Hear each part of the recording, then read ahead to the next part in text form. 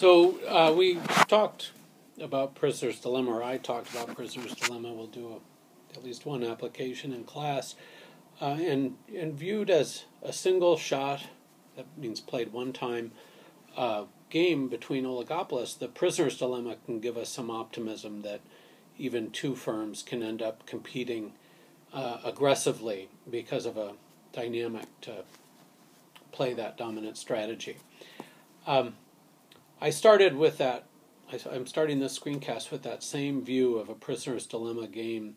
When we analyzed it as a single shot game, we found that the one Nash equilibrium was where both firms priced low. But the fact is that Boeing and Airbus don't just come out to produce for one period and then go home. Instead, they're interacting with each other month after month after month after month, year after year after year after year. And so this isn't a game that we really ought to think of as a single shot game. Rather, we should think about it as a repeated game.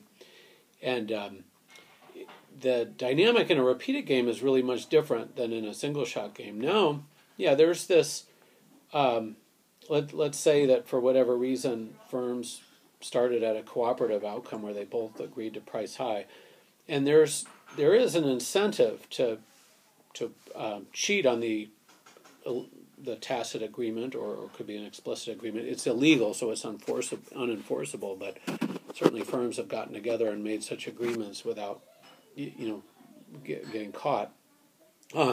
We know this because we have caught some firms doing it. Anyway, so let's say they start out cooperating. They're both doing pretty well. Boeing, if it thinks Airbus is going to price high, Boeing has an incentive to price low and get a better payoff. And in a single shot game, that's a fairly compelling temptation. But in a repeated game, Boeing realizes that, hey, if things are going pretty well, Airbus is pricing high, I'm pricing high, we're both earning record profits. If I price low, I'm going to get some extra money this period. But next period, Airbus is going to catch on, and they're going to price low, and then I'm stuck doing worse. So the momentary gain from cheating one time has to be weighed against the loss of those gains from both pricing high that might happen for one period, 2 period, whatever. Now with a repeated game, cheating one time is going to require dealing with consequences that later on the other person isn't, the other firm isn't as likely to cooperate. So that's going to move the game to a much inferior outcome potentially. So this, when we view oligopolists as interacting in a repeated game, our optimism about two firms having achieving a competitive outcome against each other's best interests, but in the interests of consumers, that optimism quickly erodes. And one reason it erodes is that the most simple strategy, which we call tit for tat, the most simple strategy for tacit cooperation. Tacit means they don't have to call each other on the phone or make a special agreement on the golf course. They can just take reasonable action and expect that their rival or partner, we might better think of it here, will understand the nature of the game. So tit for tat strategy just says, hey, I'm going to play a tit for tat strategy. Whatever my rival did, whatever the other firm did last period, that's what I'm going to do this period. And so what we see is that if say Boeing price, that was supposed to be an arrow. If Boeing prices low this period, well, then next period Airbus is going to price low, and Airbus prices low, then Boeing prices low, and they're trapped down here at this inferior equilibrium until somebody prices high, and then they can get back to this cooperative outcome. Game theorists have run these tournaments where they test various rules. It can be tit for two tats, tit for, that's do whatever your opponent did last period for 2 periods. Anyway, there's a zillion variations on these rules that could be played, and it turns out, unfortunately for the consumer, that the very simplest rule, this tit for tat rule, succeeds in sustaining the cooperative outcome better than any other alternative. So this very simple rule that doesn't require any overt communication, anything illegal, can result in long-term sustained cooperation by firms. That means pricing high and producing lower output. And that's bad news for consumers. One thing about a tit-for-tat strategy and its ability to sustain the cooperative outcome in a repeated game, if the end of the game is known for sure, the tit-for-tat strategy breaks down. And that's because if it's the last period of the game, well, I don't have any consequences if I cheat and price high, so I may as well do it, right?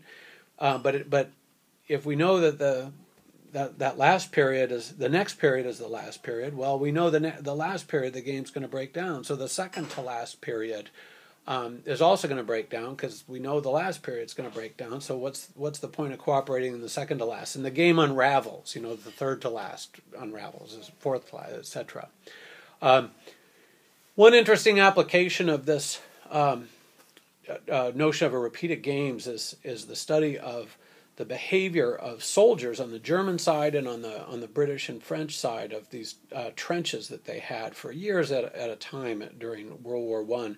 One of the puzzling features of this interaction was that the soldiers on either side actually seldom fired on each other, and it seems to have been a outcome of a tit-for-tat strategy where the soldiers on either side realized that, well, we could be stuck here in godforsaken trenches, standing in our own poop and smelling and dealing with all that disease, and we could do all that and get shot at, or we could at least not shoot at each other. And there seemed to be a protocol where if one side started sniping at another, the other side would snipe back. But they also had longer periods where one side would not shoot at the other, and the other would not shoot at the one side, and they had long periods of relative peace, admittedly in just terrible conditions of squalor. But a lot of the literature on World War I describes how difficult it was for sergeants to get the privates to actually shoot at each other. One feature of this game, and one reason why the tit-for-tat strategy has been used to talk about, to help us understand what was going on with these soldiers, is that as news of peace came out, and toward the end of the war there were all these rumors of impending truces and peaces. Well, as the rumors came out about a peace, what we saw was, or I wasn't born yet, but what happened was that soldiers would start shooting at each other a lot. So these little battles would flare up as peace news, the news that peace was near came out. The end of the game was near. Well, if the game's going to end tomorrow, hey, I may as well take a couple shots and go home with a medal to impress my girlfriend, rather than just go home and be sick and miserable, full of lice, and not be so attractive. So we saw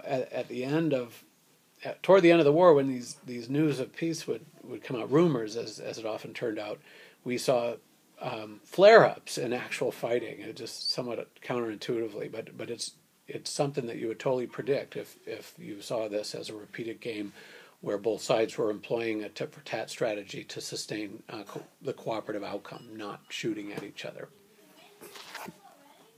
Made with Doodlecast Pro.